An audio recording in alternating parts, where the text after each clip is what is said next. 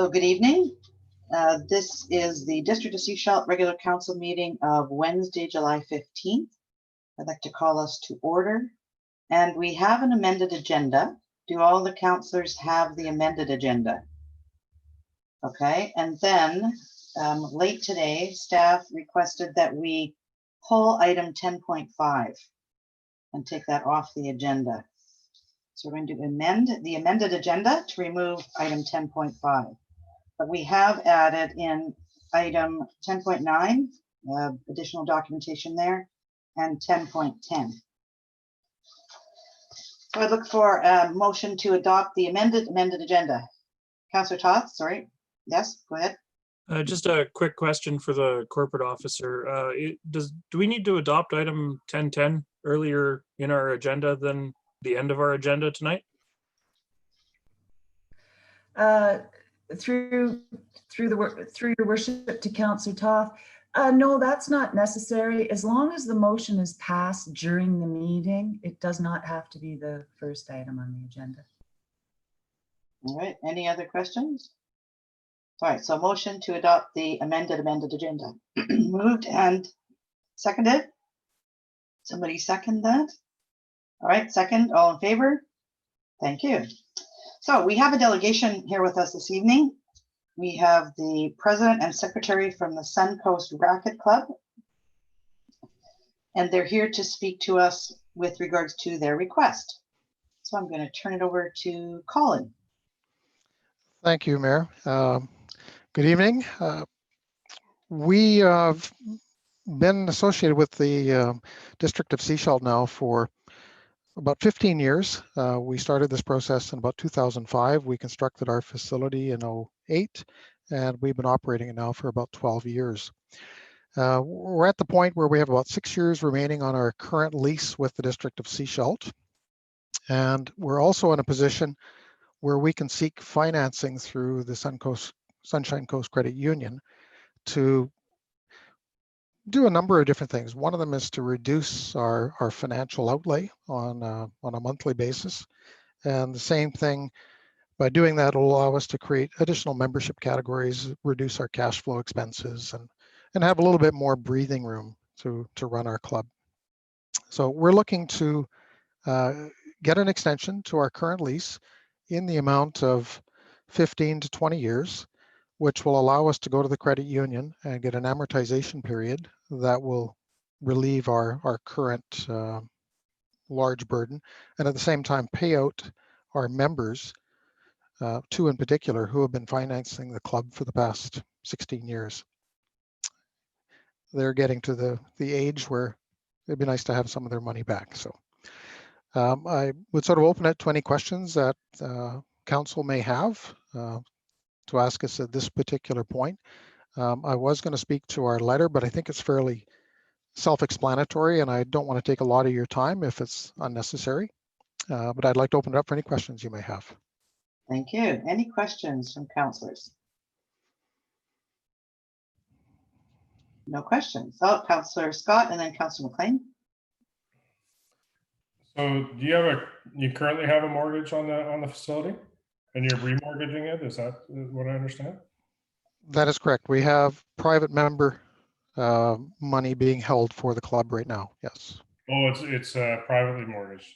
Privately mortgaged by two of our members. Yes. You're going to do a commercial mortgage. Okay. Correct. Yep. So on the private mortgage side, what was left in the amortization of it? We set it up as a straight line depreciation across the 20-year period, so it will complete in 2026, roughly 6 years from now. If you didn't get outside financing. That's correct. Yeah, yeah. So we've set up all of those particular debt relief programs on that 20-year program. We have made all payments. Everything is happening as it should. But to put it in perspective, about 75% of our revenue stream is used to deal with debt. Debt servicing. Okay, thank you. So you'd be looking at taking the last 6 years and spreading that out over 20. Reduces your operating costs. You're repaying your debt, so you can actually. I know it's been challenging. Oh, yeah. I've been talking with some of your members over the last few years. I know it's Yeah. been challenging. Yes. Yeah, no, it absolutely has. I mean, it's been an incredible success story. The members have all rallied around the process and understand the benefits of health, the benefits of the social interaction and the community involvement. You know, even just hosting the hospice tournaments that we did were amazing and what we were able to do for the community. But it would be nice not to be in that situation. It would also be nice to evoke some of our plans that we had at the time we signed initially, which is to put some outdoor courts in and to do a few other things. So it will offer us a lot. And COVID, God, I have no idea what to predict with COVID coming up, but our planning had sort of predated COVID to do this. Mhm. Councillor McLean? Yeah, first of all, thank you for showing myself and Councillor Rowe around on Monday. It's an absolutely pleasure. beautiful facility, incredibly well taken care of. And if I played tennis, it would be a wonderful place to hang out. So I think the people who do play are incredibly fortunate. I kind of see this facility as a example for pickleball. I think that's a discussion that we've had lately. This facility was fundraised by tennis players. It was their memberships pay the mortgage, and at the end of the day, the district's contribution was a little bit of cash up front and the land. Simple as that. And some trees that we sold off for some firewood. Yes. Okay, and a couple trees. Alrighty. So a few months ago, the Pickleball Association approached us with a similar proposal, and to build a facility nearby on the same lot that we own, right in close proximity to the Racket Club facility. Yep. So I guess what I want to ask is, what would you as the Racket Club ideally like to see the pickleball facility? How would you like to see that connection between yourself and the pickleball facility if they can get it moving? Absolutely, great question. Pickleball have been part of our domain here almost since the time we opened the doors of the facility. We spoke to them when there were two different groups. We've spoken to them as two different entities with different agendas over time. We've spoken to them as they've come together. And in fact, the last year, we were approached by Karen Renfrew and Tom, I believe it was, and we came up with sort of a gentleman's agreement to actually set a trial period where pickleballers could come into our facility and actually share utilization in there. They were looking at, I think, the barn up in West Sechelt. I think that was their term. Very difficult to play at in the wintertime. We said, sure, come on in. But, you know, we have to do it with temporary lines because our members, you know, don't want lines painted right away. And, you know, we'll see where it goes. We'll take little steps. Anyway, they came back from their membership and said it has to be permanent lines. And we said, fine, if that's going to be the case, then you have to also guarantee you're going to paint over those lines so that the courts are returned to where they should be. And that's kind of where it all sort of fell apart. But we've been actively working with them for quite some time. And the fact that their proposal to council and Sechelt is very similar to what we have is because we basically shared our business plan with them and our model with them to support them to do that. We at one time actually offered up our northeast corner as an area that could hold 8 pickleball courts and be integrated together with our facility. That didn't get much traction, so they went away and came back with a 12-court facility, which would, you know, have anywhere between 48 and 96 people on that site at any one time. And they've elected to want to site it between the arena and our facility. We initially wanted to utilize that space as our expansion space, and we couldn't, you know, 12, 14 years ago, because that was going to be the location for the twinned ice sheet for the Sunshine Coast. That went out the door when the Gibsons Center was created, so that land is currently not available, and that seems to be the location that the pickleballers would like to site as their primary choice. We are suggesting their site would be far better sited immediately to the south of us with their parking facilities, their structure, and their ability to deal with their parking issues without interfering with arena parking or our parking. So we see, and in our name, we're a racket club. We're not a tennis club, and not a badminton club or a pickleball club. We're rackets. So we openly support any activity with rackets that can better the community and support the community. So yeah, very much open players in the game here. Thank you. Thank you. Any other questions? Doesn't look like we have any other questions for you. Thank you for being here. Your item will be coming up later in the agenda, Mhm. and I'm sure you'll probably hang around to hear that. I would love to hear that. Yes. Okay, so I think Jennifer will move you out into the attendee gallery, All right.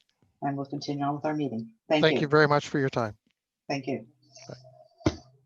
So we have no proclamations. On to item number 5, adoption of minutes of previous council meetings. So item 5.1 is the minutes of the 3:30 p.m. regular council meeting of June 10th. I'd like for a motion to adopt. Moved and seconded. All in favor? Thank you. Minutes of the 7 p.m. council meeting of June 17th. Motion to approve and adopt. Moved, seconded. All those in favor? Thank you. And minutes of the 3 p.m. special council meeting of June 24th. Motion to receive and adopt. Moved and seconded. All those in favor? Thank you. And minutes of the 3:30 p.m. regular council meeting of July 8th. Motion to receive and adopt. Moved, seconded, all in favor? Thank you. And then business arising from the minutes. I have one point I'd like to bring up. Page 22 is about the overdose prevention site on the Sunshine Coast. We did get a letter from Dr. Jeff McKee about this. Since this meeting, we have had 3 separate meetings with the community action team. Vancouver Coastal Health has been working quite a bit in the background as well. We actually had a meeting earlier today, and this may actually be dealt with. I would say at this point, we requested that staff, identify a potential site in Sechelt. I wouldn't say stop working on it, but pause working on it at this point. And we will have more information within the next couple of weeks. There will be, there has been some movement. Tomorrow in Gibsons, they're actually doing a survey of drug users in Gibsons to find out what services they're looking for in Gibsons as well. So anything else, business arising from any of the minutes? All right, so let's move on to item 7.1. This is minutes of the committee of the whole meeting of June 10th for receipt and endorsement. Moved, seconded, all in favor? Thank you. And 7.2, this is advisory planning commission meeting minutes, and this is for receipt. Motion to receive, moved, seconded, all in favor? Thank you. And then we move to bylaws. So item 8.1A, this is the 2020 tax sale deferral bylaw. First, a motion to receive the report. Moved and seconded, all in favor? Thank you. And Mr. Douglas, are you speaking to this? No? Yes? Yes, all right. Over to you. Hang on, I just got to get through all these minutes here. You're looking at page 38. Okay, so page. Oh, hang on.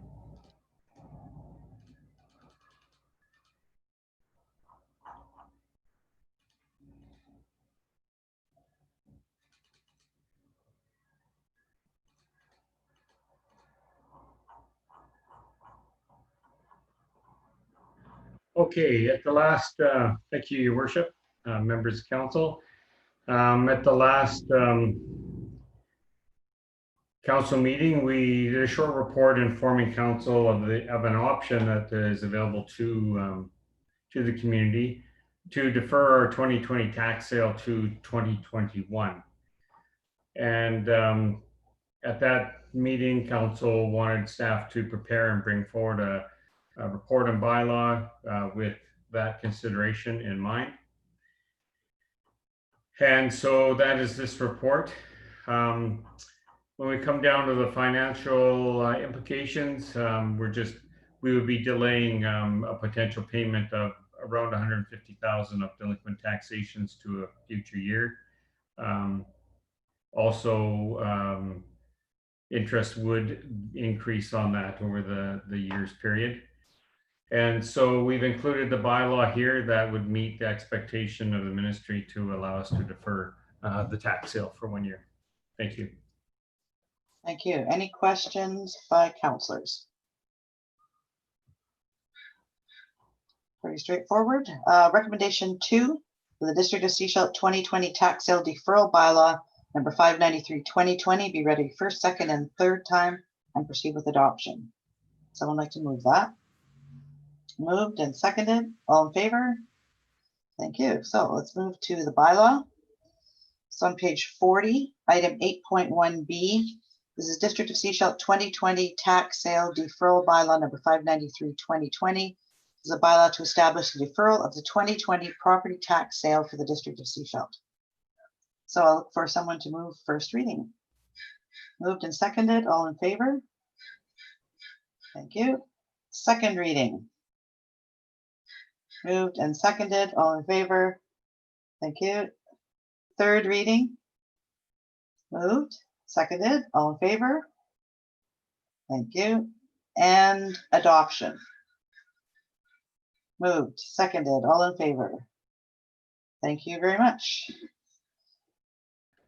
Thank you.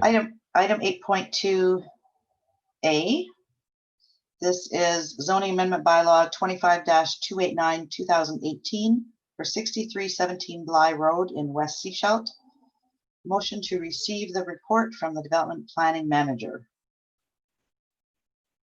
Moved and seconded. All in favor? Thank you. Mr. Hall, over to you. Thank you, Mayor and Council. So we're bringing this report back for third reading. You previously saw these bylaws a little while ago when we were bringing a proposal from the applicant to change their rezoning conditions. Council supported those change in conditions, had rescinded third reading at that time. So it's been brought back to get third reading again. The public hearing was also waived at the same meeting that the rezoning conditions were changed. So that's all been done. The notification process for the public hearing waiver occurred. We didn't receive any public comments. So the bylaw is presented for third reading. And then there would be basically in the applicant's hands to finish off the rezoning conditions and have those met before the bylaws would be brought back for being considered for adoption. Thank you. Any questions by councilors? No questions. You answered my question. I was wondering, I know I saw the advertisements put out. I was wondering if we'd gotten any responses. So you've answered that. We haven't had any responses. So the second recommendation is that council give third reading to zoning amendment bylaw number 25-289/2018. Would someone like to make that recommendation? Moved, seconded, all in favor? Thank you very much. Move to item 8.2B on page 43. This is District of Sechelt bylaw number 25-289/2018 Everbright Ventures, a bylaw to amend District of Sechelt zoning bylaw number 25/1987 by rezoning a property at 6317 Bly Road from R3 to R1. I look for someone to move third reading. Moved, seconded, all in favor? Thank you very much. No new business under number 9. So number 10, business items. So item 10.1, Suncoast Racket Club lease renewal. First, a motion to receive the report. Moved and seconded, all in favor? Thank you. And Mr. Douglas, you're speaking to this? Yes, thank you, Your Thank Worship. you. As we've just heard from the Racquetball Club, they've sent us a letter seeking increase to their lease agreement for a further 20 years. This gives them the ability to go out and seek financing that would match closely to the term of their lease. And as we've heard, it would lower their costs and make them financially healthier.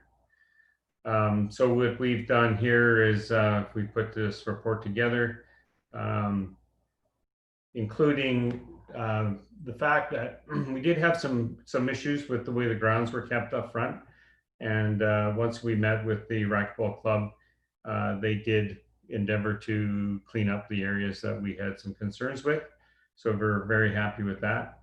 So we really have no issues with going forward with a longer term lease. Thank you. Any questions by councillors? Right, so there's a recommendation.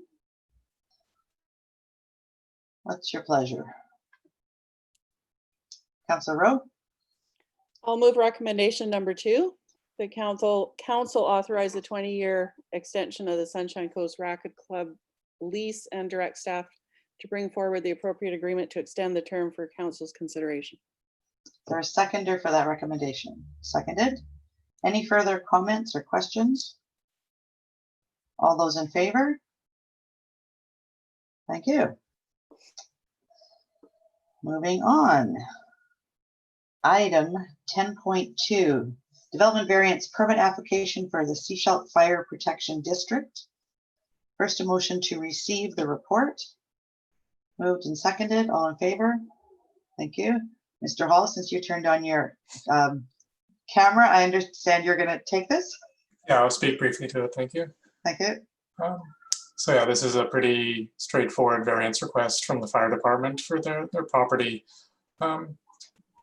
The public notification process was done. We did get one letter of support from a nearby neighbor, which was included in the council package, and no other public input for or against the proposal. The variance really wouldn't have any foreseeable impact on any of the adjacent neighbors. And it's something, if we went back to the time when the property was rezoned to the public assembly use to allow for the fire department, if we probably spent some time looking at the particular zoning setbacks for the fire hall use from the standard PA1 zone, we would have tailored them more specifically at that time. So this variance is more of an administrative measure to kind of meet the needs of the fire department on the site. Any questions by councillors? Councillor Toth? Yeah, just wanted to say that I'm happy to support the fire department. An expanding hall is obviously a sign of good things to come. And so I'm happy to move recommendation 2, that council approve the development variance permit for 5525 Trail Avenue, Sechelt Fire Protection District. And it's seconded. Any further comments or questions? I have 3 people second, okay. Any other comments or questions? All those in favor? Thank you very much. Item 10.3. Sorry, this is engagement options regarding place name proposals for Wilson Creek. First, a motion to receive the report. Moved and seconded. All in favor? Thank you. And Ms. Rogers, over to you. Thank you, Your Worship. I apologize for the lateness of this report. It was back in April that council asked staff to come forward with some engagement options on the renaming of Wilson Creek neighborhood and Wilson Creek, the creek. So as part of my report, I provided you with a little bit of background information so that you could understand the context which with the request for the renaming was made. I've referenced the United Nations Declaration on the Rights of Indigenous People when Canada sort of bought into that. what the province of British Columbia has done since then in signing on to that declaration, and also the reconciliation agreement that Shishal Nation has with the province. And as part of that agreement, it includes things like renaming physical areas and bodies of water to reflect what they were actually called. So now that council has that context and also an understanding that should the name change, there is really no impact to the district. There's no expense. We don't have to change. We don't have to change any signs. It doesn't impact our work in any way. So with that context, I've given you some options on engagement, should you wish to engage the community. And then I gave you a list of, all kinds of things, none of which I recommend. If you do want to engage, I would recommend that it be very thoughtful engagement, not just some kind of a quick survey, because you want to have a conversation with people who are as informed as you are on the meaning of this request and why it's important to our neighbors. Thank you. Thank you. Any questions? Councillor McLean? Yeah, so the second recommendation is a community-to-community meeting. I was wondering if we could speak a little more to what that would be. Is that council to council, or is it larger than that? Are we bringing in more people? Oh, sorry, I would think that would be a council to council meeting to have that higher level conversation with the decision makers. Okay, thank you. Any other questions? So I did notice your list on page 59. And you just indicated that you wouldn't recommend some of these. I'm wondering about number 3. The one delivering letters to Wilson Creek businesses. Yeah, I mean, it's certainly something that we could do because they operated a business in Wilson Creek. But if you think about, any Seashell business, we don't have a bylaw that requires you to name your business the Seashell Hair Salon and the Seashell Bakery and the Seashell Mall, right? So that there are businesses that may have the terms Wilson Creek in their name will be cool and retro in no time at all. But it doesn't necessitate a name change for any of the businesses. So yes, we could certainly provide them with some information, make sure that they understand what the name change means, and that it's not an inconvenience in terms of their relationship with the district. There's nothing that changes to do with their property taxes or zoning or anything like that. But anytime that we do any kind of engagement, we start with the end in mind. So any of these options that you want to go forward with, I would need would be clarity on what we're trying to achieve. What does success look like? Finding out somebody's opinion on this, and what percentage of people do we want to hear from? So I would need a little bit more direction on what we're hoping to achieve and what questions we might want to ask. Like what do we want to know? And see, I look at that and say, we don't necessarily need to know anything, but we may want to inform them of what if it changes, and what is the impact on their business? Really nothing. Absolutely. Right. But if they don't know that could cause some angst among them. So that's all I'd say from that. Wouldn't be engaging them in, to get feedback. Okay.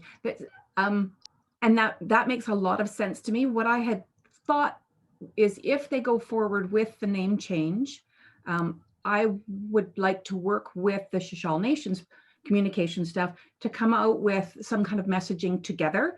And then from that, the District of Sechelt could write letters to residents, business owners, and provide them with the information. But I'd like to work on the messaging with them. And perhaps, if they would like to do a joint news release or, get a quote from us for their news release, something so that we're fully supportive and coordinated in our communications.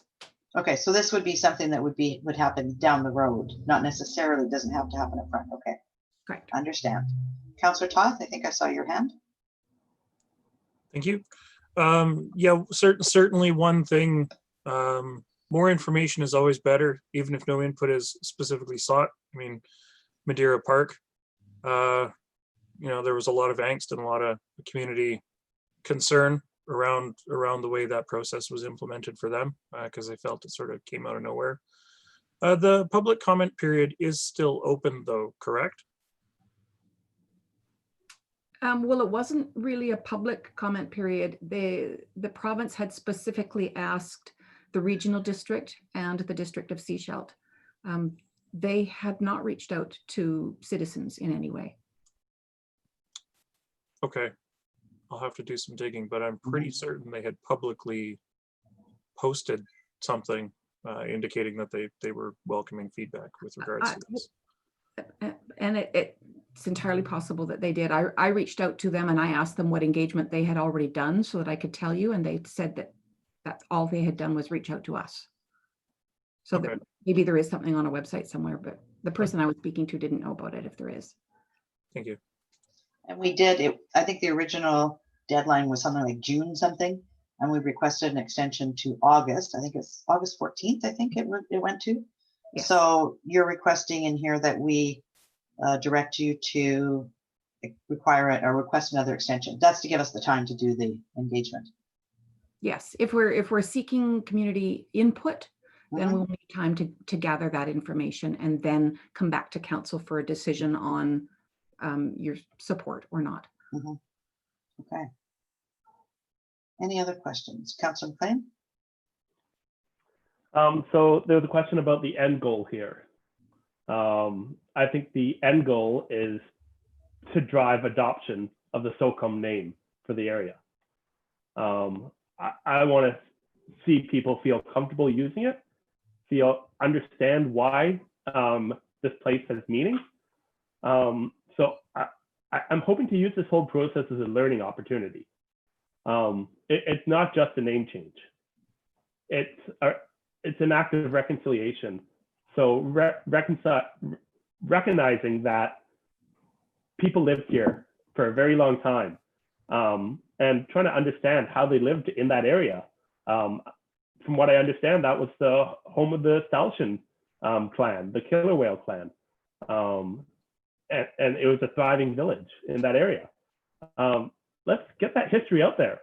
Let's use this as an opportunity to talk about it.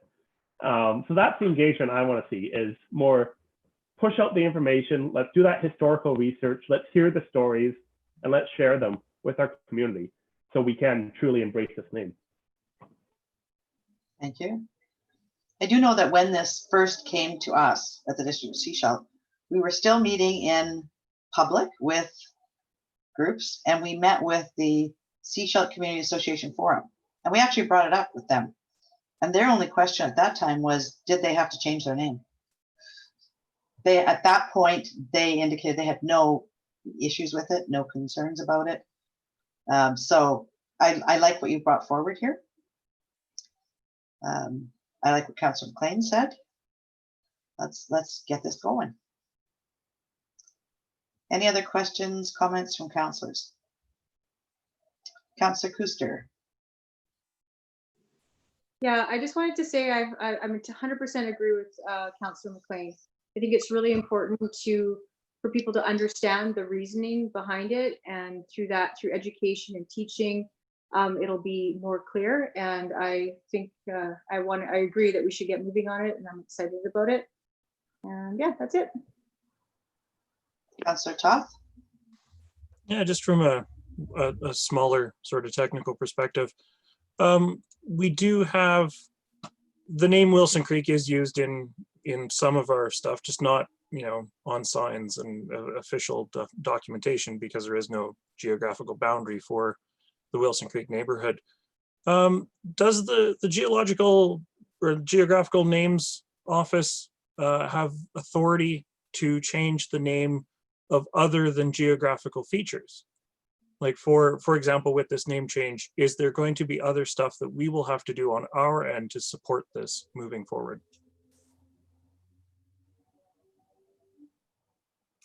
I don't know that I'm necessarily the best person to answer that question. So not that I'm aware of. I'm not sure if our corporate officer can help at all, because she was the person that submitted the application when we did the name change of Wormy Lake. And I don't believe at that time it was simply a request for a name change, and then it happened. There wasn't anything else for us to do other than apply, I believe. Your worship, I can respond. So yes, my experience from when we worked with the geographical office to change the Wormy Lake to John Fair Lake, there is nothing we need to do. They're going to change the master maps eventually, within time. The master maps will change, and then we get all our cadastral and mapping information eventually from the province. We don't build our own mapping. It all comes. So nothing that we really need to do at all. Our role here is, I guess, basically we're a referral. That the office is referring this to us along with all the other people that they'll refer it to. And at the end of the day, there has to be a ministerial order through cabinet to make the change happen. And really, that's it. Down the line, we'll get new mapping. All right. Seeing no further questions, there are some recommendations. What is your pleasure?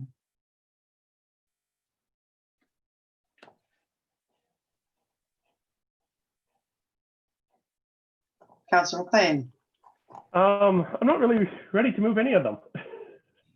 I'm essentially ready to go and provide that referral back to the province. So I think we could do some work on communicating it out. We can make it a learning opportunity. But I don't know that any of the three options under the recommendations or any of the options in the report really specified to that extent. So what you're saying is not necessarily do any engagement, just accept it and move on.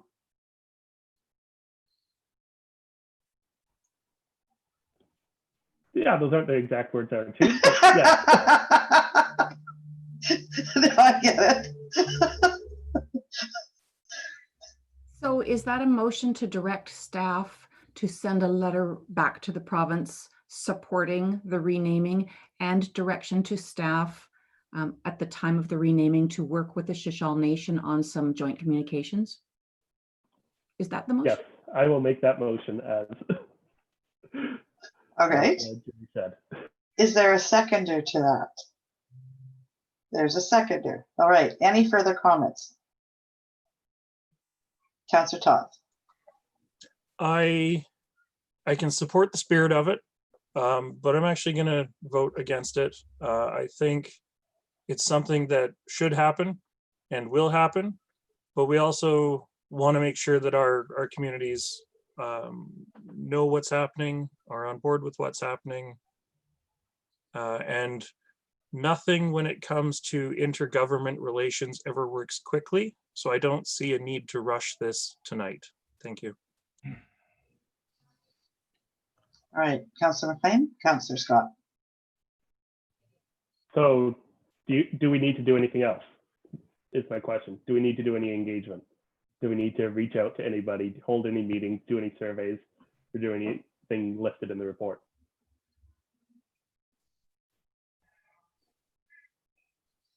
You want to answer that, Councillor Toth? And then we'll go to Councillor Scott. Okay. Sure, Yeah. sure.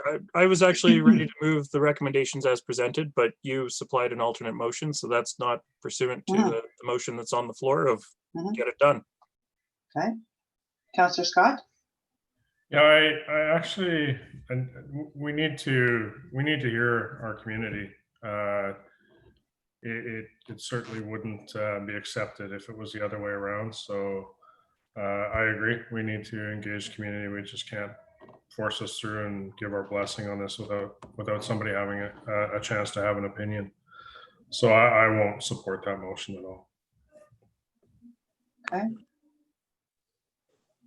Councillor Lamb? Yeah, I'm on side with Councillor Scott and Councillor Toth. I believe that we have to talk to the community, let the community know what's going on here, that we're having a change, there'll be there will be a change of name, and it's just better we communicate better. That's all. Okay. I'm going to say, while I agree with you, Councillor McLean, I'm totally on board with the name change. I don't have an issue with it. I don't know what the community at large feels about it. And there has been some pushback in some areas of the Sunshine Coast.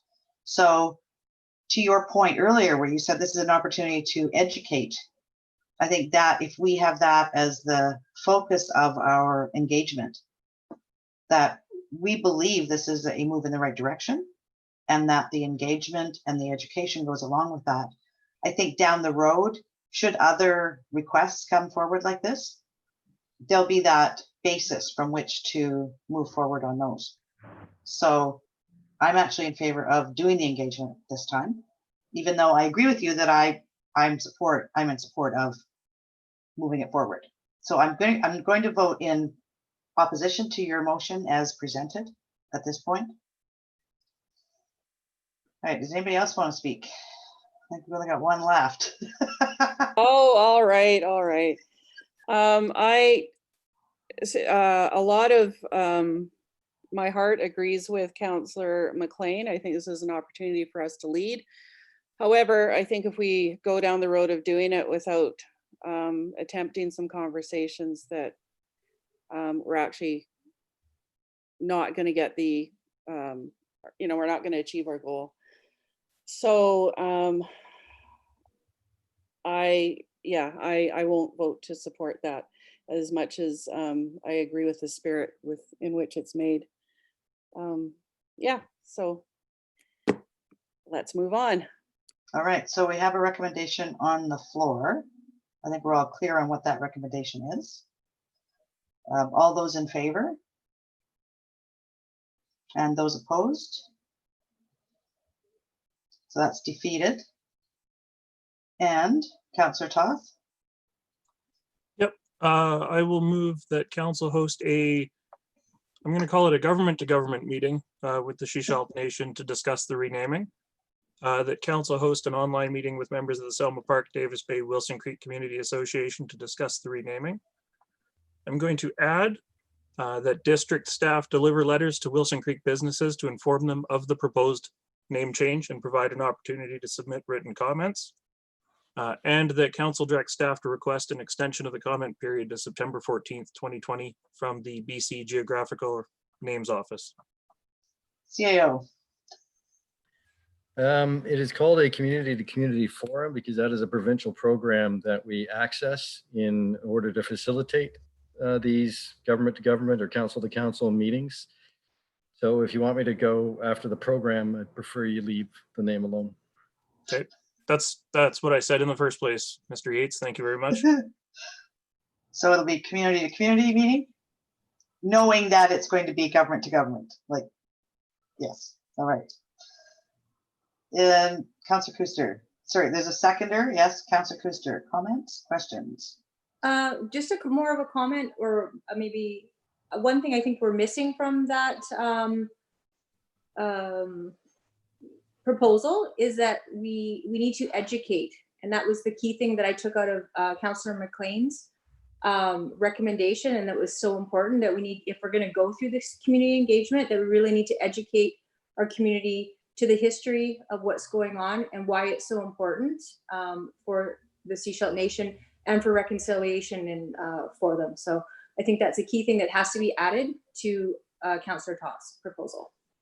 Okay, and how would you like to have that? Maybe we look to Julie. How could that be worded? I mean, I understand that's what you're looking to do. How would you like that reflected in the recommendation so that it's clear that that's what we're looking at doing? Any ideas? It could just simply be that staff provide information for citizens on, I believe it was the history, why it's important historically and why it's important in terms of reconciliation. Okay, Councillor Kuster, would you like to make that amendment? Yes, I would. Thank you. Seconded, the amendment seconded. Any comments on the amendment? So all those in favor of the amendment? So we have a motion in front of us. It is the recommendations as listed on page 58 with the addition of number 3 from page 59 and the amendment as put forward by Councillor Kuster. Is everybody clear what we're voting on? All those in favor?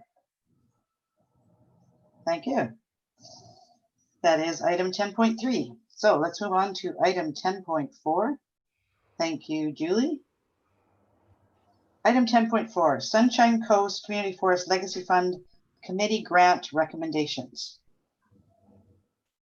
So there are on page 61 and 62 are a number of recommendations. Councillor Scott, I know you just started eating something. Could you speak to these for us?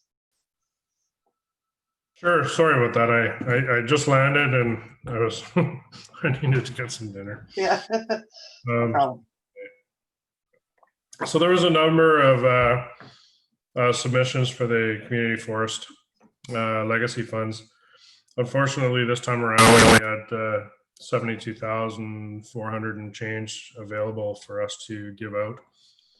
The ask was significantly higher than that. The submissions we received, I think there was 10 submissions in total for varying amounts of money. Some of them are repeat asks and stuff like that, but it was good. So the group sat down and went through each one of the submissions and worked with the money that we had, what was going to do the best good for the community, but also recognizing in some cases, some of the people asking for money had received money recently in the past, so it was time to spread the wealth around. So I'm happy to answer any questions on what's in front of you, but the rest of it's pretty straightforward. Councillor McLean. So within the letter is what seems to be a typical ask from the community forest at this point regarding the 50% holdback, which Sechelt Council typically does. So I just want to check the 72,000 that represents 50% of the dividend for this year. So there's another 72,000 that we're going to put into reserve. Is that correct? No, that the 72,000 was a residual from last year that wasn't put forward. We knew that there wouldn't be any funds coming forward this year, so there was some holdback kept just to deal with submissions for this year. Yeah, at this point, the community forest has not logged and don't know if they're going to be logging this year at all. It depends on what happens at the end of the year here, what prices look like, etc.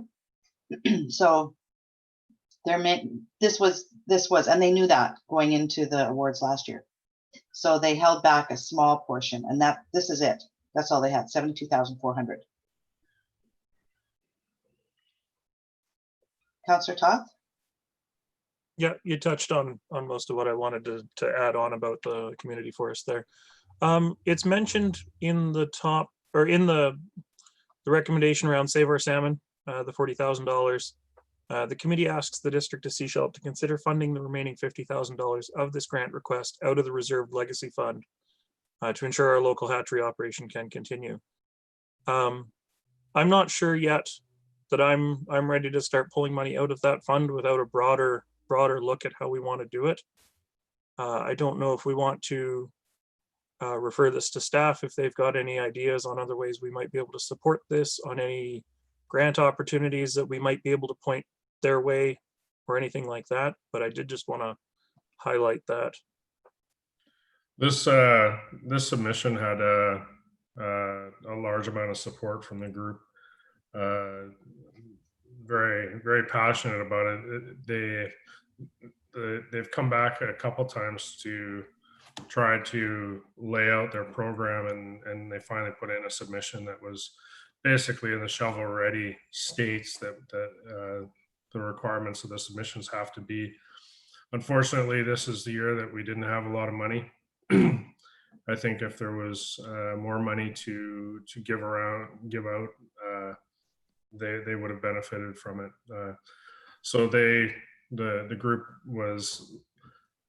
sees that the district hasn't decided what they're going to do with any of this money yet. They see a very worthy project, and they want to see it move ahead and move forward. And this is what they need to do to keep the hatchery going. So that's why they decided to put that ask together. I have a couple of questions about that. If you look on page 88 and 89, there's table 1 and table 2. First cost estimate for drilling 2 test wells is 58,900, and the next one is 91,900. And I mean, I know it looks like there's different scope with that. And then they were looking at if those test wells prove fruitful, provide sufficient water, then they would go forward with drilling and testing 2 production wells. Correct. So the 40,000 that is given right now would, I take it they're looking at table 2 as the cost? And why are they choosing one or the other? Did you have any of that information from them? I think they felt that was, and I could be wrong on this, but I think they felt that that table 2 had the best chance of success with the money. Okay, so Mr. Douglas, I know when we gave money to Community Foundation, we actually took it out of our regular dividend fund. Do we know how much is remaining in that? And I'm not saying, I'm not looking to spend it now. I'm just wondering if there is money sitting in there yet. Because we took out 50,000 at that point. I don't remember what the total was. So the 50,000 was from the long term? No, that was the short term. Okay. Was So it 125,000 or something like that was initially? I would have to try and reconcile my numbers to this, because what I have is before the 50. When did we make that motion this year, right? Yes. So what I have is $99,000 before the 50. So, I do see a difference last year of about 82,000 from the grant to what we gave out. But I don't fully reconcile to their number. Right. This 72.4 or whatever that they had is not in our books at all. Oh, this is still sitting. It's coming from them. They've held it. They've held it. Yes. Here, boom. Yes. Okay. So that means then we had $99,000 sitting here. We spent $50,000 on the matching funds, of which we've passed along 26 so far. Right. So that would mean we have $49,000 left in what we have here for the shorter term. Okay, so we have 2 decisions in front of us. One is to approve. Hang on, let me get back to the beginning of that.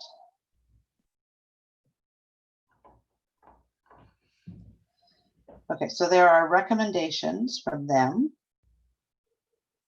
that we award 8,000, 7,000, 5,400, 40,000, and 12,000 to the various organizations. And then there was a request after, which personally, I would like to see us have them come and present more information, maybe publicly, and we look at where we could get those funds from if it's available. Councilor McLean? Yeah, I would back up that approach. So I'd like to see us support the recommendations as presented. And then when you say them, I would like to see the Salmon Salmonoid Enhancement Society come to us. My ideal case would be a regular capital budget line item.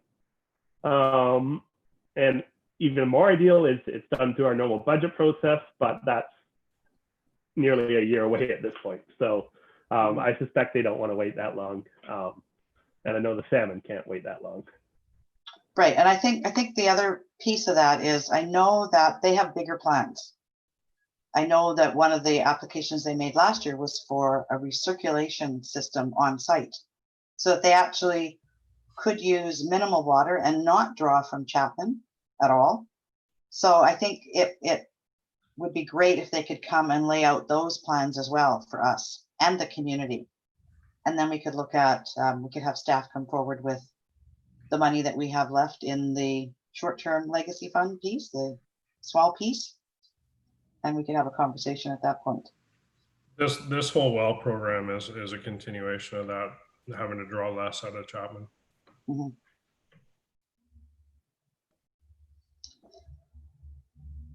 So any recommendations, or would you like me to make a recommendation? I'll make a recommendation that we award 8,000.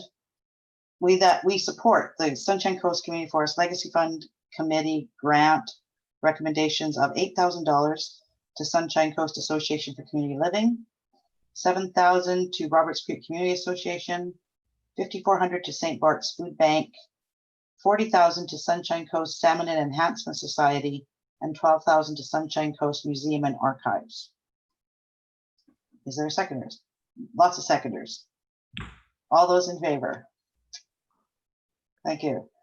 All right, and then a further recommendation that we invite Sunshine Coast Salmon and Enhancement Society to appear as a delegation, potentially to a committee of the whole meeting, to explain their plans, short-term and long-term, for their facility and their water supply.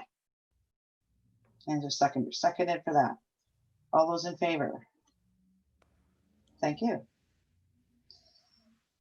Any further comments or questions about those? Councillor Scott and then Councillor Toth.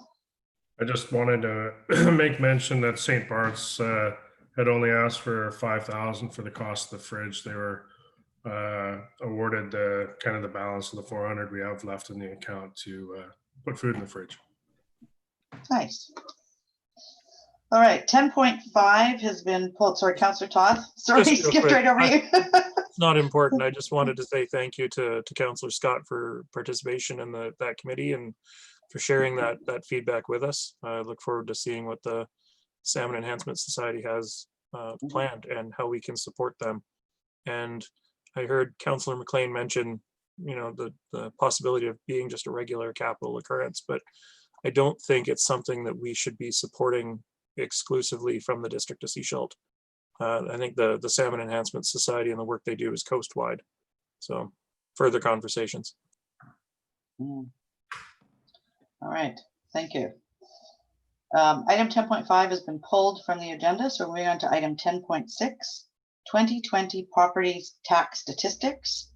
And there's a recommendation to receive the report for information. Moved and seconded, all in favor? Thank you. Mr. Douglas, good news. Thank you, Your Worship. Yes, really good news. We planned through the budget process for the worst. And, I think overall the best that could have happened. We had requisitioned $27.5 million out to the community, of which we collected very close to $22 million, and that was 80%. We would, in our normal year, we collected about 84% by July 2nd. So only off by, a few percentage. But probably the better news is the fact that, we will highly likely not have to borrow. So we have enough money to pass on that we need to pass on August 1st. Then the next set of funds that need to be passed on would be at the end of September, which is to the Fire Protection District of 1.38 million. And then finally, the school tax would come in December. So overall, I think it's really good news. I think splitting the due dates was critical in us getting enough funds to move forward without having to borrow. So on to page 2 of my report, just a little bit more stats as to how the property classes break out. And then down to the first penalties. So you can see that in the middle of page 2, the first penalty for 2020 is a little larger than it has been in the past number of years. And that is probably due to the current environment. It was a 5% penalty that was applied at July 2nd. Outstanding taxes, you'll see that the current amount is a little higher this year. So last year, July 2nd, we had $3.7 million outstanding and current. And this year we have $4.9 million outstanding and current.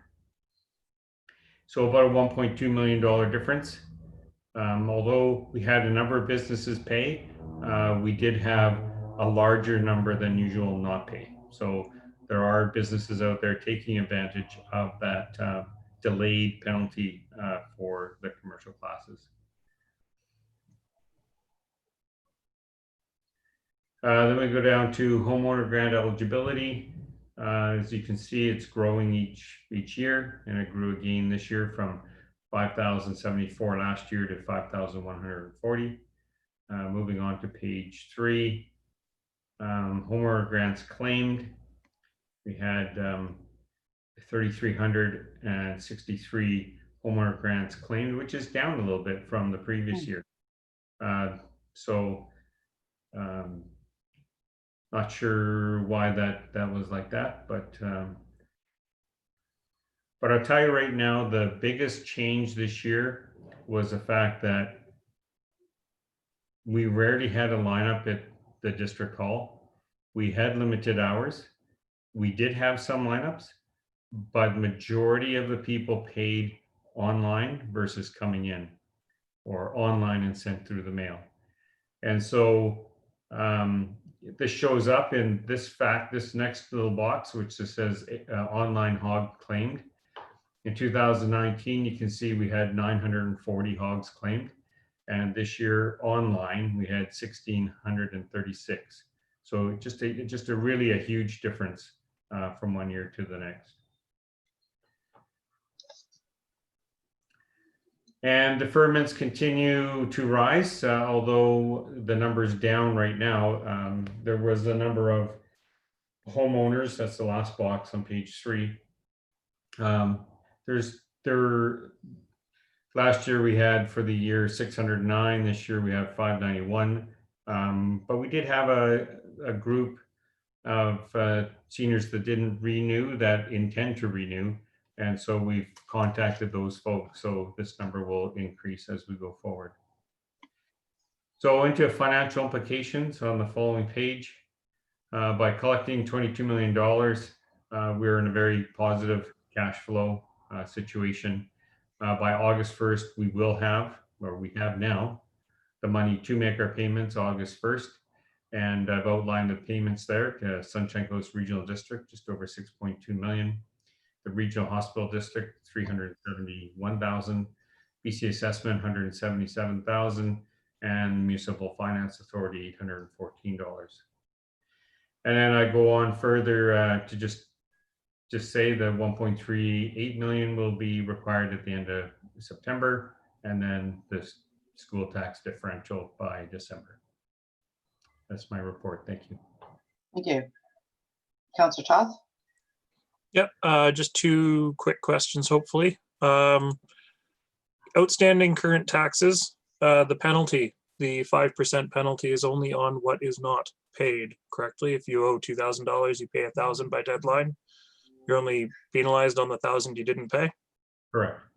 Okay, and the other question I had, sorry, I've lost it. I'll have to come back. It was something to do with homeowner grants. You'll have to come back to me. I wonder if it's the question I have. If they haven't applied for their deferring, like to defer their taxes, the 5% is applied. If they defer their taxes, then that portion is deferred. They still have to pay the penalty though, correct? Yes, anything that we've put the penalty on must be paid. Okay. And then I want to commend staff because the online homeowner grant, I think you did a tremendous amount of work this year and really got the information out about alternative ways that people could actually pay their taxes and, by mail or at the bank or online. And that made a big difference, I think. And you saw it in that we didn't have the huge lineups all the time that we have had in past years. So I want to commend you and your staff for doing that. Thank you.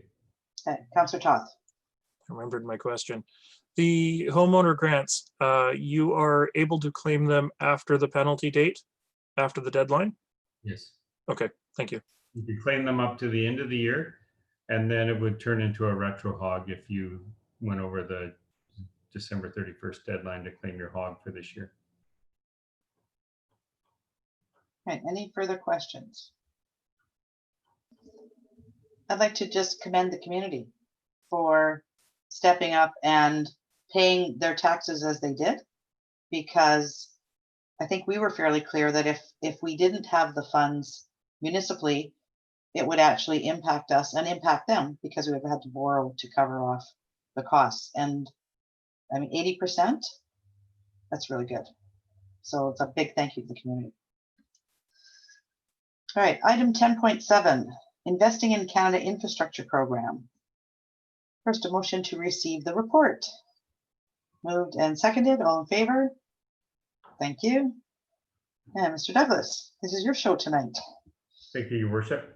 Through the budget process, this project was originally budgeted in 2019 and was a carryover project. And we had applied, I believe, in January 2019.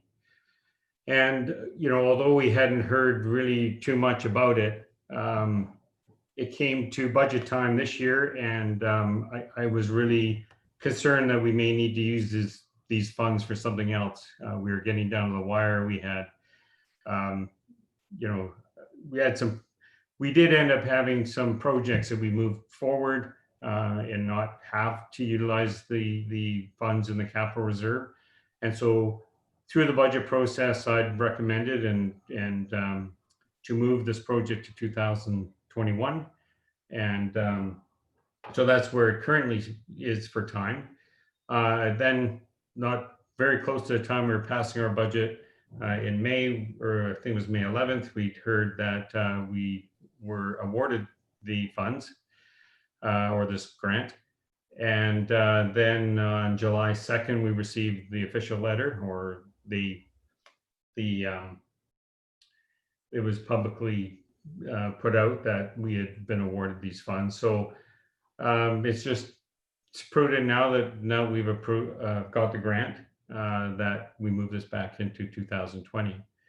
Staff believe this is the right time to do the job, as we're down in activities with regards to things at the park. And so we would love to get this project going and underway and be ready for the activities that are intended to come back for next year. Thank you. Council, any questions? No questions, Councillor McLean? I'm just wondering if we have made any progress on the design. I think it was very nebulous when the project was proposed back in January 2019.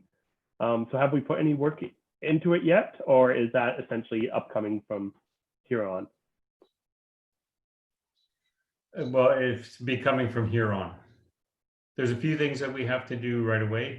There's some investigation we'll have to do on the site, and working on designs. Siobhan is here as well to answer any questions that you would want from her.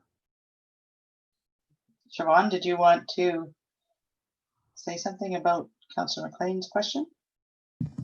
Designs? I think David answered it fairly well. That was part of the project, part of the funding we received is to actually do the designs. And I don't expect you to remember this because it was a long time ago, but back in January 2019, when we proposed this project, we did state in our staff report that if we were successful in obtaining the grant, that staff would work directly with our local stakeholders to seek input on the design itself. So we want to make sure that the design is going to be able to meet the needs of the user groups.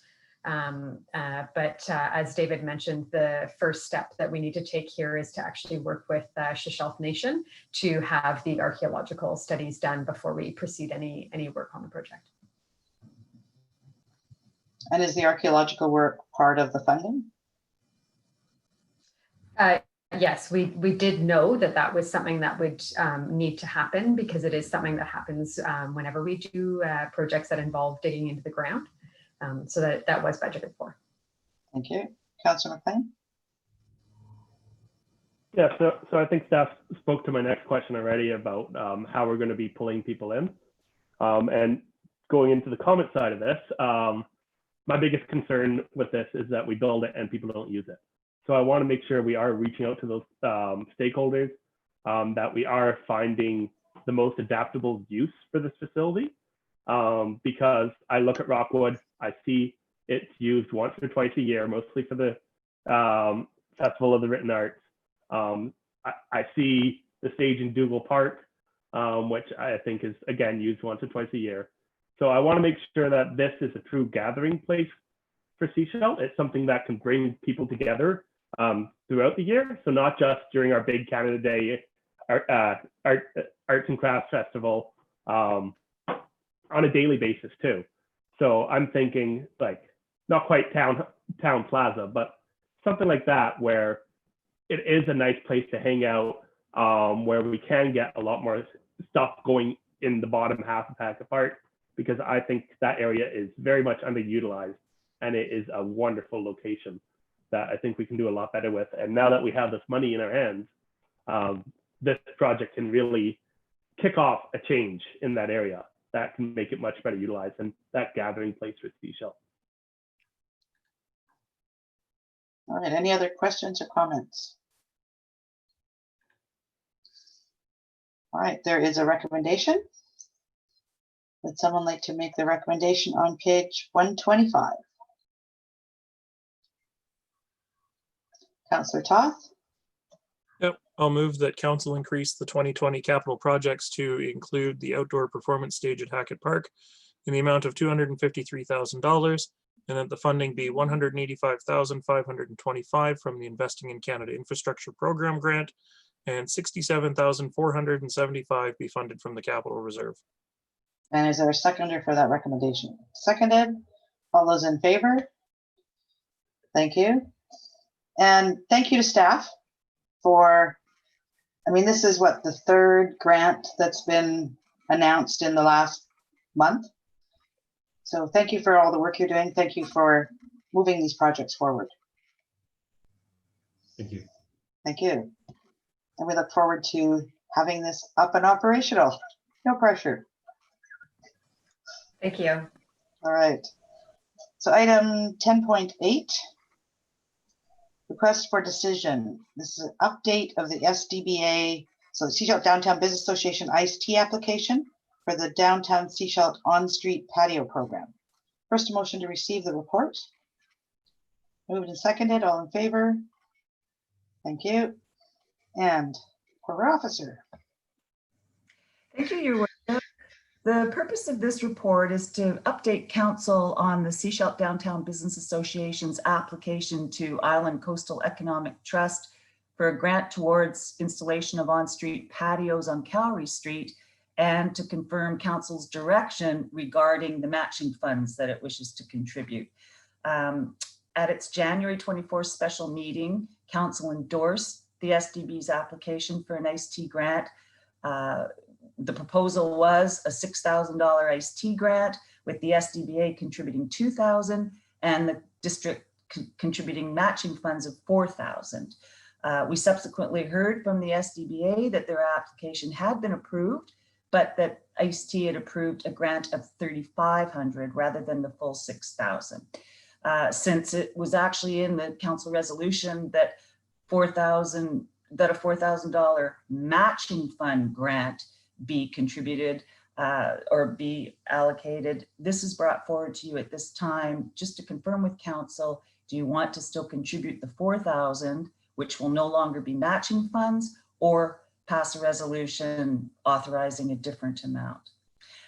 The other item in this report is We've attached a copy of the draft license to occupy agreement that the district will enter into with SDBA, just for your reference. We're just finalizing it. The agreement includes a schedule that sets out the guidelines to be followed, sort of the form and character of the patios and that kind of thing. And staff's just finalizing that. And then we plan to send out the agreement for signatures, subject to council endorsing the recommendation offered there.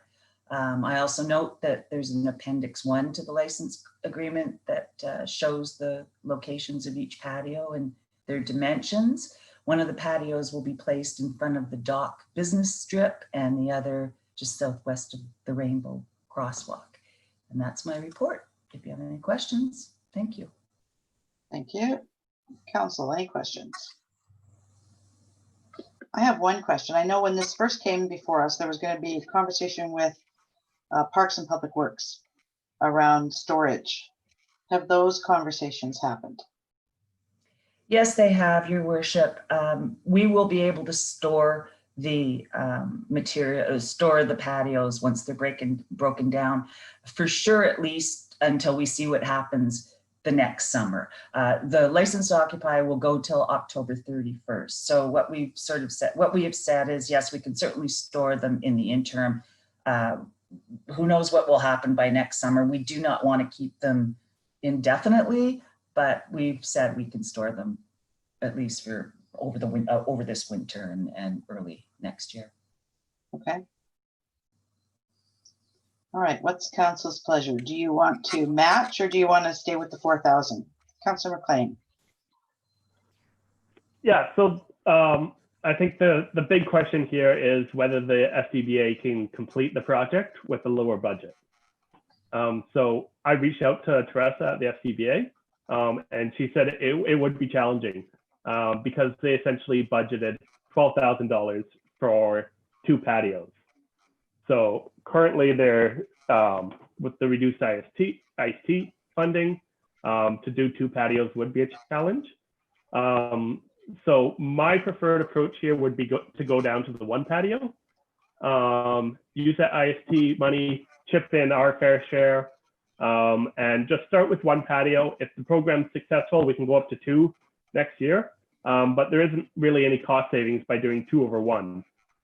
So I think we can keep this simple and just start with 1. So that would be a question. I don't know. I mean, the agreement is with ICE-T and the SDBA. In the agreement with ICE-T, do they need to build 2, or can they build 1 with the funding that was received? Do we know if that's been specified in that agreement? Your Worship, I'm not sure about that, but if you give me a moment, I can look at the agreement and confirm that. Okay.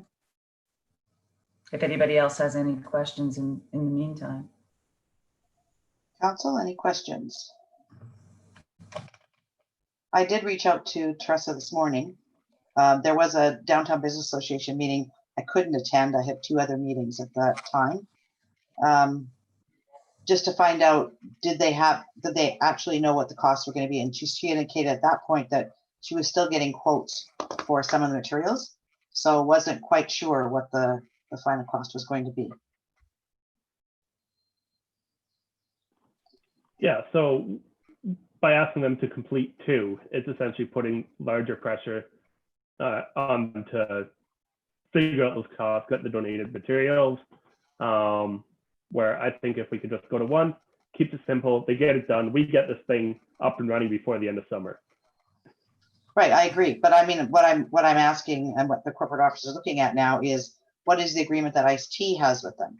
If they applied for 2, we're given $3,500. Is the requirement that they build 2 inside of that agreement or not?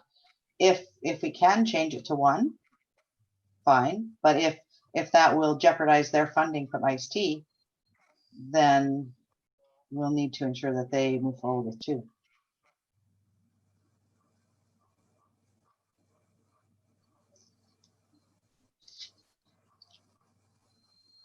Okay, corporate officer, I know you're looking for that. So while you're, did you find it? I've actually found it.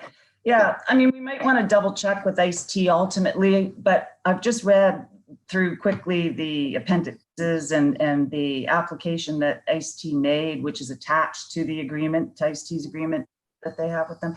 Nowhere does it say 2 patios. It says on-street patio program. Okay. And then, you know, the SDBA submitted their budget for that. And maybe their budget reflected the higher amount because they were going to build 2. But in the end, T didn't provide the full 6. So in my humble opinion, they're fine. Like, it does not say anywhere in that application, or sorry, in that agreement, that they have to build 2 patios. Okay, so if they got 3,500 from ICE-T, there needs to be at least 3,500 matching contributed from the 2 parties.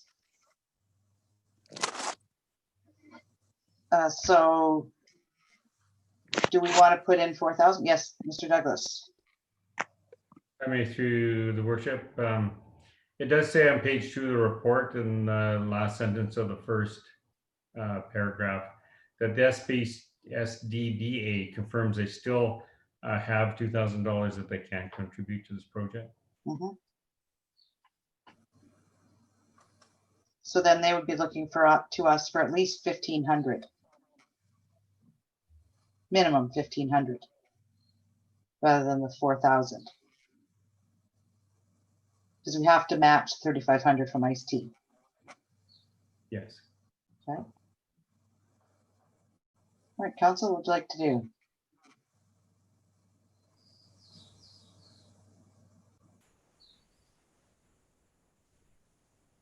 Don't know, jump up and down. Tom, Mr. Lamb, Councillor Lamb, you unmuted yourself. What would you like to do? Oh, just if we can just give the SDBA, yeah, the money, whatever it is, if it's $1,500, I move that we give them the money. Okay, so rather than the 4,000 initially proposed to match, we give them the 1,500 at this point? Is what you're suggesting? Yeah, whatever. Yeah, whatever they're short on the $3,500, let's give them that. Yeah, yeah. I'm just one thing. I'm just, you know, it's the middle of July, and this should have been done. These patios should have been built a month ago. So anyways, yeah, I chip in the minimum we can chip in to help them. Okay, so instead of the recommendation as on page 127, number 2, that we confirm our previous resolution to provide 4,000, or it says, or pass a resolution confirming a different amount. So you're recommending that we propose to give them, provide $1,500 in matching funds for the patio program. Yes. Okay, and it's seconded. Any other comments? Councillor Toth? Does it need to be restated that it's coming from the council contingency, or will the recording secretary, have they captured that? We can certainly add that to the motion to be very clear for finance. Yes. Thank you. All right, all those in favor? Thank you. And number 3. So this would be for 1 patio then, correct? Correct, Your Worship. We will amend the license, the appendix to the license to clearly show, because we're going to have to go back to SDBA now and confirm with them which patio do they, which location. Yeah, but yes, we will definitely update the agreement to reflect whatever they finally decide. All right, so recommendation number 3, would someone like to move that? Moved. Seconded. All right, all those in favor? Thank you. All right, we'll move on to item 10.9. Request for decision, BC Infrastructure Planning Grant. First, a motion to receive the report. Moved and seconded, all in favor? Thank you. Mr. Douglas. Thank you, Your Worship. Through the 2020 budget process, we've included $20,000 for investigation of disposal of solids and biosolids from the Dusty Road Treatment Facility. And currently there's an opportunity for us to add 10,000 to that, of which the 25 is matching for this grant. It doesn't cost us any more money. It's just we're going to utilize the 20 to try and get 30. And what it means is we can probably do a little bit more work on the longer term in this case. And so we're recommending that we apply for the additional $10,000 to try and get us a little further along the path of solids and biosolids disposal. But within this 30 grand, we would be dealing with what's in the tubes up there as well, like dealing with it from a planning perspective. Thank you. Thank you. In other words, what you're saying is we already set money aside and there's a possibility of getting an additional $10,000 with what we've already set aside. Correct. Yes. Councillor McLean. I was going to say the exact same thing. All right. There is a recommendation. Would someone like to make that recommendation? Councillor Scott. So moved. And is there, yep, and there's a seconded. Any further comments or questions? All those in favor? Thank you very much. Thank you. Item 10.10. Open meeting without public present resolution, and over to the corporate officer. First, let's move a motion to receive the report. Moved and seconded. All in favor? Thank you. And Ms. Frank. Thank you, Your Worship. The purpose of this report is to present information respecting Ministerial Order number 192, which was issued on June 17th, and to deal with the requirement that Council pass a resolution confirming what we are doing to meet the new order. This order continues to provide local governments with flexibility in council meeting procedures while moving towards increasing public presence at meetings, both in person and by electronic means. The order also requires that local governments undertake their best efforts, and that's the words that the province is using, to meet legislative requirements for open meetings. Since the first COVID public order was adopted in March, the district has already been meeting all the requirements for electronic meetings. We're using the Zoom platform, which allows the public to participate as needed. We're live streaming all our council meetings on YouTube, and we're continuing with the question and answer period after council meetings adjourn, all through the Zoom platform. The piece remaining that we need to at least look at with the new order is establishing a place where the public can physically attend to watch the council Zoom meeting. We're looking at options at this time that will ensure that we're still meeting physical distancing requirements, and hope to have something worked out to either be able to bring something forward to the next council or just go ahead and make it, advertise it and post it on our agenda that we will be allowing the public to attend, whether that be Seaside Center or somewhere else. And in the meantime, council is legislatively required to pass a resolution confirming what the district is doing now for electronic meetings and state what best efforts we are carrying out towards allowing for the public to physically attend. Recommendation number 2 of my report satisfies that statutory requirement and so is offered for your consideration. I'd be pleased to answer any questions. Thank you.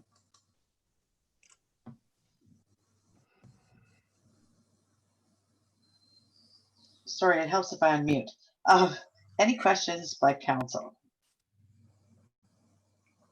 I know when this recommendation or this ministerial order first came out, we initially looked at that and said, does that mean that we need to look at how we can get back together as a council and meet? And we don't really have a space to be able to do that. There would need to be maybe one staff member there, others attending via Zoom. We just don't have the the space. So with this, you're going to be looking at what we could potentially do, if it's possible, to accommodate the public at least coming and viewing. And then you'll come back to us with information. Correct. Either information or maybe we can just try it at the August 5th meeting. And then we would do our usual notification, because really what we're talking about is meeting venue. You know, it doesn't change really anything else. So it would be, you know, making it clear in, you know, through the posting of our agenda in the usual locations. We could do a little extra Facebook postings and that kind of thing. So we may, if we can try this out, if we can come up with IT solutions and that kind of thing and just try it on August 5th, then everybody, you would get your notification by way of distribution of your agendas, right? And try it. But yes, it's clearly just to try to allow the public to sit and watch the Zoom meetings on a screen. The latest ministerial order doesn't change anything when it comes to what we're doing now about council and senior management and delegations and all of that still attending through Zoom. We don't anticipate that changing at this time at all. Okay. Councillor Toth? I think it would look great on the billboard up at Ravens Cry Theatre. Council meeting tonight. Come watch. We've got concession. In seriousness though, exactly. I assume the intention, probably first choice is the community use room, and then second choice would have to fall out from that if it's not doable. My question is, if we do use the community use room, I know currently the library's been using it for quarantining materials coming back from borrowing. Do they have an alternate plan? Thank you. Actually, we're pretty well ruling out the community use room right now. The community use room is being used by the library, but it's also a positive service we're providing to the community. Not sure the library would be able to operate the way it is now for the number of hours a day, et cetera, if we ask them to come up with another plan. So what we are going to look at first is using Seaside Center. There are some challenges around that. There's some Zoom, YouTube capability challenges. There's IT issues for using that facility and the physical distancing requirements, really, so we will be looking at that as the first option. Councillor McLean? Yeah, I just want to speak to a little bit of our current status. I think using the tech that we have in the community meeting room that we normally meet in, that's ideal. And I recognize why we can't really use that over in Seaside Center. So then we get into using personal computers. I don't know if the public knows, but to do this, you essentially need one computer that I can look at and then one computer with my notes. So it's a setup that works at home. It doesn't work as much if we have to go into other places. So getting this figured out is not easy, but I would really like us to take a couple steps to get the public involved. So provide that opportunity where they can watch maybe the YouTube stream on a TV at the absolute minimum, or getting even better, get the mayor in the room and the rest of us can meet online. So I look forward to coming up with some kind of solution moving forward, but I absolutely understand why we're in this situation now. And I think it's about time that we start looking at some options. And the one part I'm really excited for is getting public hearings to go to a mixed mode. I think that we've seen a couple public information sessions so far, and public hearings at the SCRD go quite well for the most part. Attending a public hearing is a whole lot easier on Zoom. So I'd love to see a Zoom first public meeting, but creating that capacity for people not on Zoom to also participate. And that's what I want to see our focus on moving forward, is make sure that we can have that dual accessibility for probably the next year. But make sure we do accommodate those people who want to attend in person, because there is value there. All right, and I think that's what this will allow our corporate staff to go out and see how we can actually make that happen while staying within the health guidelines, right? Yeah. Definitely. And if I may just clarify, the new ministerial order doesn't include public hearings. We're allowed as of now statutorily to completely hold them via electronic means only. I take Councillor McLean's point, though, that we can go above and beyond legislation if there's a way to do that, of course. But just to point out, we're just looking at this for council meetings at this time. The new ministerial order hasn't affected public hearings. Councillor McLean?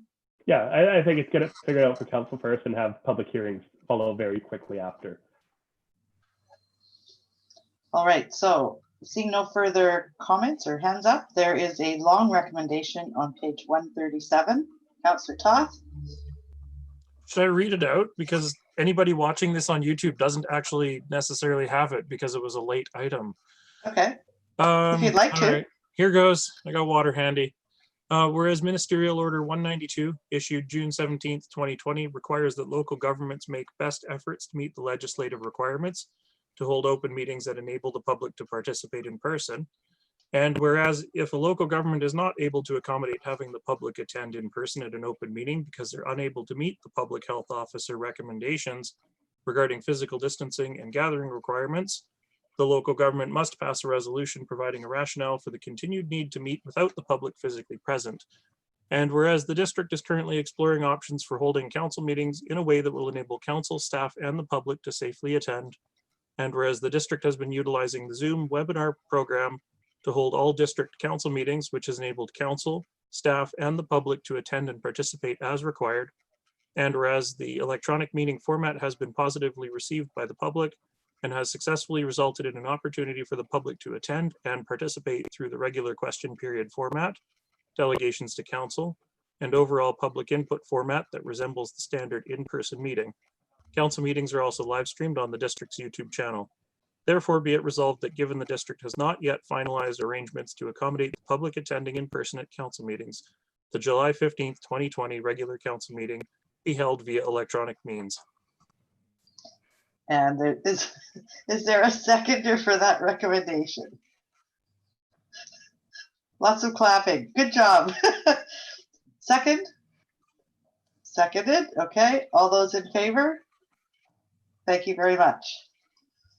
Thank you, Your Thank Worship. you. Thank you. So item number 11, reports from councillors.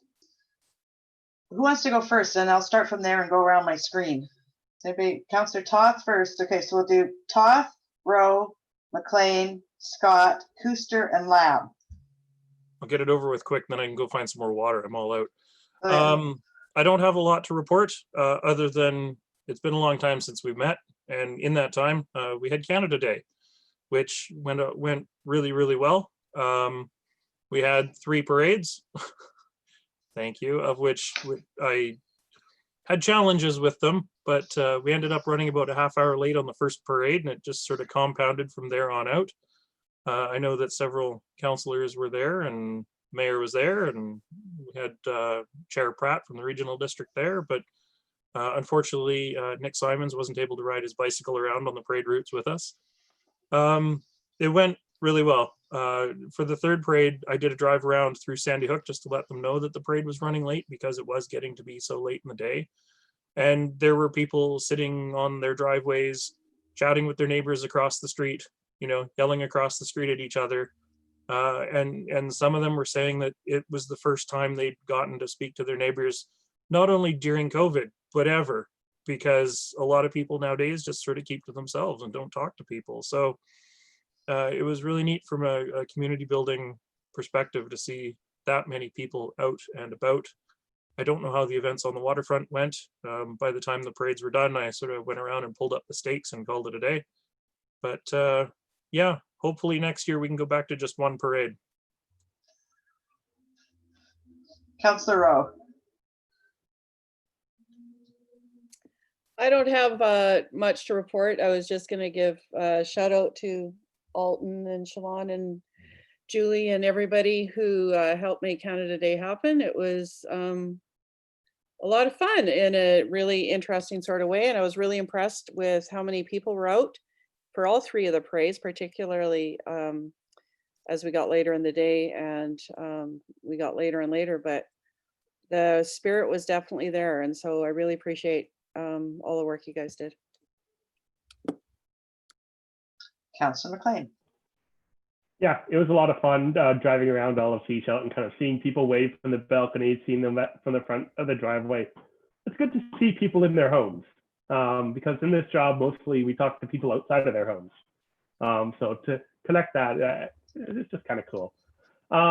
We had a housing advisory committee meeting last week, and the committee is nearly done our freestanding rental suite application guide. Through the discussions, we had some pretty lofty goals on increasing the number of lots where you're able to build small secondary dwellings. These goals include changing setbacks, lot coverage, minimum lot size, and more. So all of these changes have the intention of relaxing the zoning bylaw, so to create more lots where freestanding rental suites can be built. So I want to throw it out to council. I kind of see us having two options. We can bring a report forward to council, or we can send it to the planning department first so they can help us identify things that the committee may have missed. So my preference would be that we go to planning staff first, and then, but since these committees don't actually have access to staff resources, that would need a council motion. So I'll see if anyone wants to make that motion and what approach they'd like to see. Councillor Toth. Yeah, sneaking things in on us like that this late at night.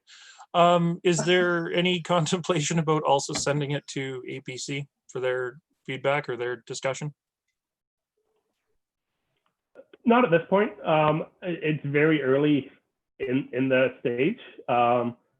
So do we want to be sending it out to these groups? Do we want to be sending it out to our staff first, sending it out to the community?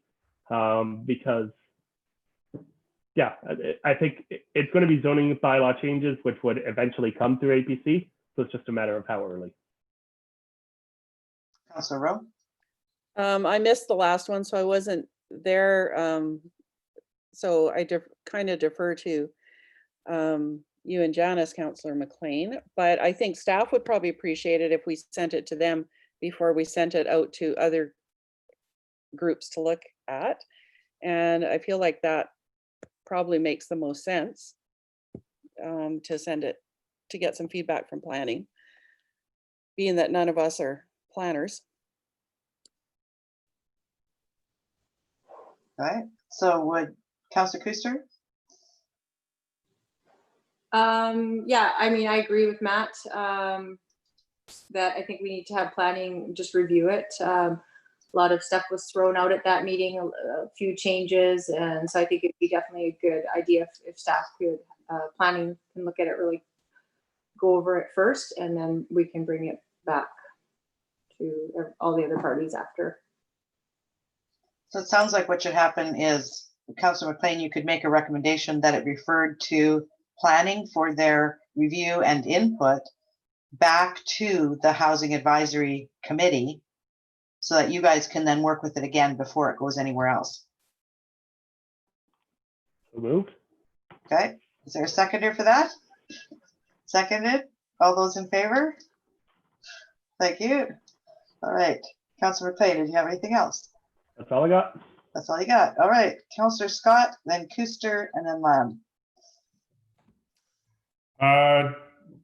All I had for this round was the legacy meeting, and we already discussed that. Other than that, that's pretty much it for me. Thank you, Councillor Kuster. Okay, well, Matt touched on pretty much everything on the Housing Advisory Committee. I just want to take a minute to thank Matt for, keeping us all on track, because we get off topic a little bit, shiny pennies, and we go this way and that way. Bring us all in, which is really good. But yeah, I know it's a great bunch of people, and I think we're making some really good forward motion. And yeah, I look forward to the final product when it comes around.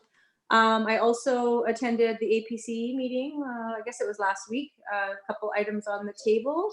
and some definitely some mixed opinions this last meeting with respect to the Mills Road development. So it should be really interesting to see how that plays out with public input and all the information. And yeah, I just want to say thank you as well to Alton and Siobhan and Julie and everyone who was working on the Canada Day Parade, because I heard great feedback from everyone, grocery store lineups and stocking shelves. People are saying how great it was. So I just want to say thank you to them as well. And that's it for me. Thank you, Councillor Lamb. Unmute. Okay. I was supposed to attend the chamber meeting, but I could not. And I phoned ahead to let them know, to make sure that I was excused. Anyway, I attended the Scredo meeting on Monday, it was Monday night. Anyways, we had a presentation there from the Coast Community Resource Hub, and they've received a grant for $86,000, and they've hired a person to try and bring a bunch of small businesses, and they're not small businesses, together. And they're looking at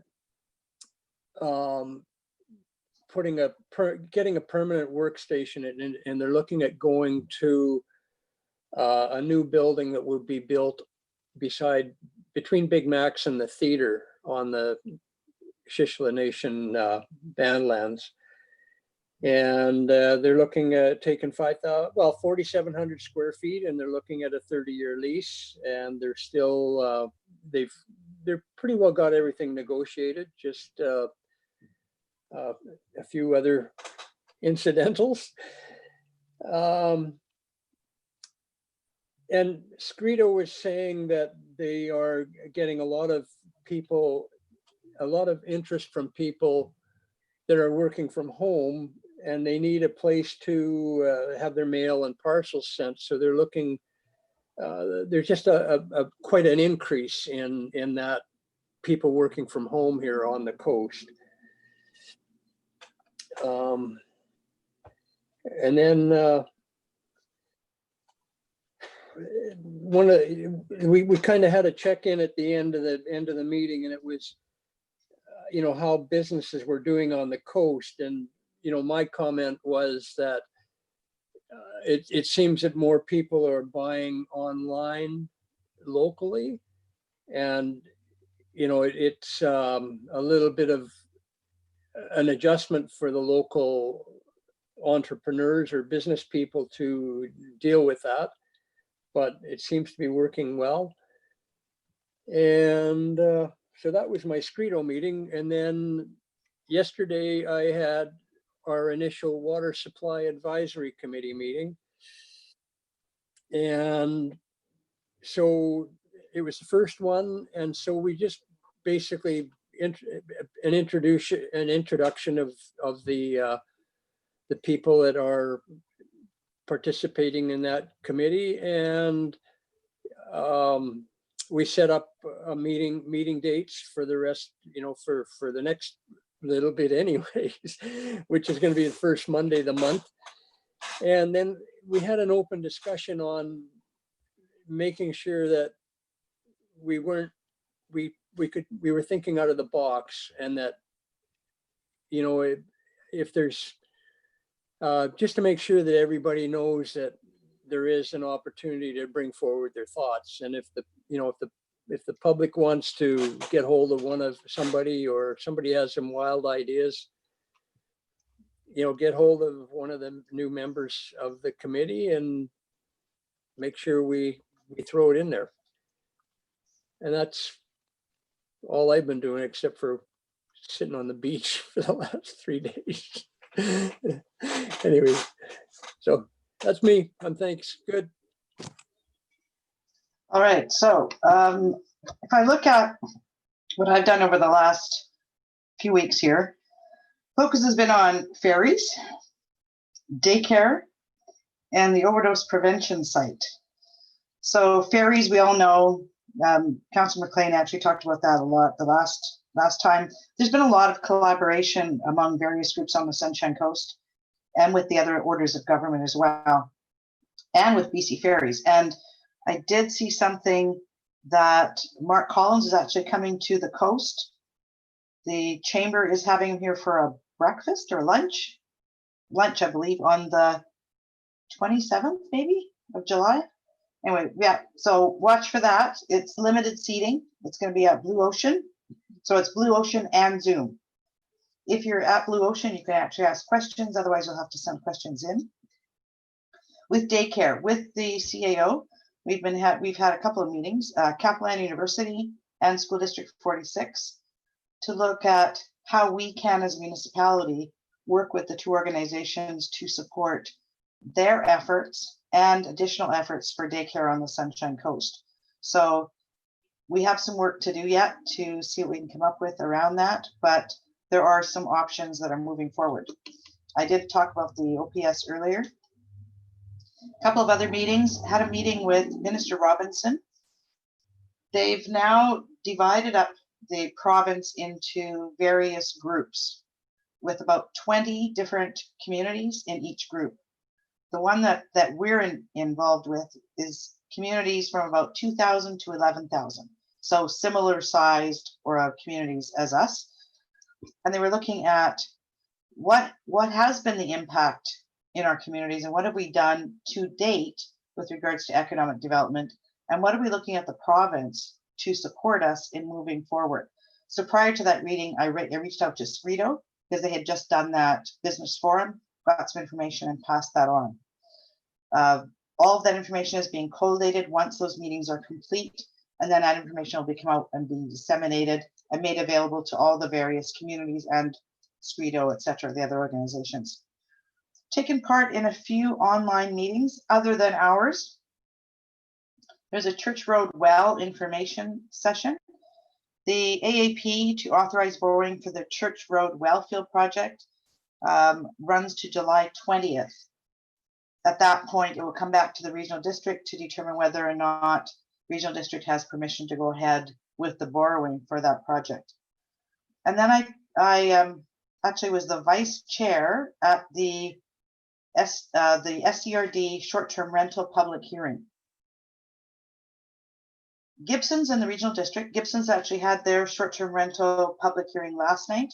So both those governments are looking at changing or identifying what they want for short-term rental legislation. And then that's something that we're going to need to look at going forward. So it's been interesting taking part in those. On Friday of this week, Isabel McKenzie, the seniors advocate, will be at the seniors planning table meeting. There are a few people presenting. It will also be open to questions. So I'll be attending that on Friday. And that's my report. Councillor Toth has his SCRD report in the package. Did you want to speak to any of that or just take questions? It's attached. Don't have a whole lot to add, other than I'm going to be chairing a public hearing for the SCRD next week to look at zoning and OCP amendment bylaws for subdivision in Secret Cove. The ISC meeting is tomorrow, and we're going to have our July water supply update. It's a verbal update with the presentation being posted after the meeting online. I highly recommend people log in for that, starting at 9:30 tomorrow morning. I'm going to be unavailable for policing and transportation committees tomorrow afternoon. So Councillor McLean is actually going to be attending in my place. So I don't know if that means next time around you're going to have 2 SCRD reports in the agenda package, or we'll figure out how to combine it. But happy to take any questions if anybody's got any. Any questions? Shaking heads. You're doing a good report. This really works to get it in front of the public this way as well. Thank you. I usually get an email from Jennifer at like 12:30 on Friday afternoon when the agendas are supposed to go out, asking if I'm going to be submitting a report, SCRD report. So thank you to Jennifer for keeping me on track, on schedule, reminded that I need to submit them Friday afternoons. All right. So we have, are there any items for release? No. Items for information. Let's move on to correspondence, council correspondence for receipt. Look for a motion to receive the correspondence. Moved, seconded, all in favor? Thank you. And if we look at page, sorry, I just lost the page again. Let me go back there. Okay, we have 5 items. 4 of them are for information and 1 is for action. So item number 3 is for action. This is with regards to wayfinding project, and there is a request in here. Who would like to address that?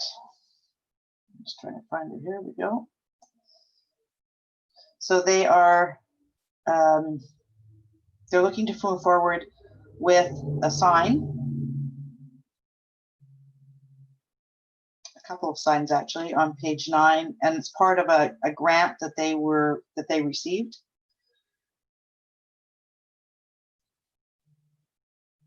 Okay, one of the questions I mean, when I read through this, there are actually a lot of questions in there about how big are the letters, what colors are the signs, how are they put up, et cetera, et cetera. So while they have some examples in there, I think they're looking to us to come up with some kind of sign guidance. So I don't know. Yeah, Councillor McLean, and then I'm going to go to our CAO, see how we could deal with this. Councillor McLean. Yeah, so again, I followed up with Teresa about this one because I was confused as well. I think there's 2 asks. One is, do you like the signs? And that's purely aesthetic. And then the second is the request to build the one at Cowrie with the intention of continuing through the rest of downtown if they can find the money. So the first question of, do you like the signs? I'm going to give that a yes. I think I'm happy with the design.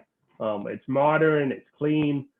The one piece of feedback I have is the support pieces of wood seem to be like this very mature cedar type thing. And I don't think that will quite work on a smaller format. So I think that's just simpler to make it a kind of 4-inch cedar round. But other than that, I think they're great. Okay, any other comments by Councillor Toth? Yeah, I like the design of these as well. Yeah, they're clean, they're high contrast. Thinking about the signs that they're replacing, particularly the one at the Cenotaph, that one should have been done 5 years ago. That one never should have been installed in the first place, really. But here we are. They're being, they're looking at replacing them. I like the blue and yellow that we use on our signs right now, like the arrows and the directional stuff. But the problem is that painting of the wood it's a maintenance issue. And the way they're looking at these, it's going to be as low maintenance as possible, so they look as good as they can be for as long as possible. And yeah, I just wanted to commend them on doing a good job and putting forward a clean design. Councillor Scott? Yeah, I agree. I like the sign. I like the look of it. I don't think their ask is out of the realm of reason for us. I mean, what they're asking for, I think we can work with. So I think we should move forward and support what they're asking. Okay, if I look at page 163, talks about best practice considerations. So color, imagery, font, size, right? Size, 10 feet of viewing distance equals 1 inch text height. Consistency, flexibility, legibility. I don't know in reading what they've put forward here whether or not it actually meets those guidelines. So I like what it looks like, but I've liked some of the other signs that have come out, and then when I've actually been driving down the street, I can't read them. So I just have some concerns that they're actually meeting these best practice considerations, and I think that would be something that I would see we refer to staff. We can say we're in support of this and have staff work with them to make sure that it meets the guidelines so that they actually work where they're supposed to work. That's kind of where I'd come from. Councillor Kuster. Yeah, I was just going to say, I really like how the signs look. They're really simple, clean, contemporary. And I'm definitely in support of, moving this forward. And yes, if we need to send it to staff, yeah, I'm in agreement with that, but with our support. Okay. Mr. Yates. Yeah, not a problem. If you want to refer it back to staff, we'll send it off to the planning department to run it against our normal process, and then we can come back with a report. Well, I think it sounds like we like the idea. We want it to go forward. We just want to make sure that, you know, it works. I don't know how you want us to say that in a recommendation. Okay, if you just want us to make it happen, we can go that route as well. That's fine. I think it sounds like we just want to make it happen. Okay. Joanne? Your worship, I heard something along the lines, perhaps a resolution, council supports their proposal and that it be referred to staff to work out details based on our process. Sounds good. I like that. I'll make that recommendation. Is there a seconder? Lots of seconders.